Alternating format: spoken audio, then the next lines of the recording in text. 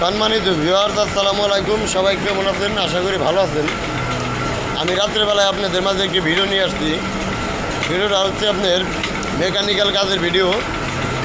তো দেখতে পারতেছেন আমার সামনে একটি জাম্বোজিকার মেশিনের ব্যারিংয়ের ভিডিও দেখাতেছি।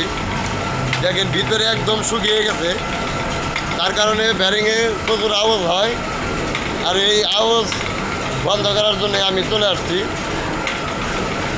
তো ব্যারিংয়ের ভিতরে গ্রিস মোবিল কোনো কিছুই নাই, শুকিয়ে গেছে গা।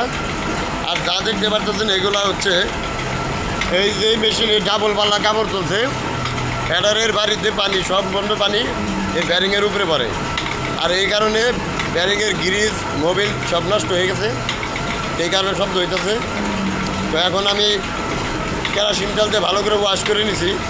এখন এই যে গ্রিজ নিয়ে আসছি, গ্রিজ দিয়ে দিব, ঠিক আছে।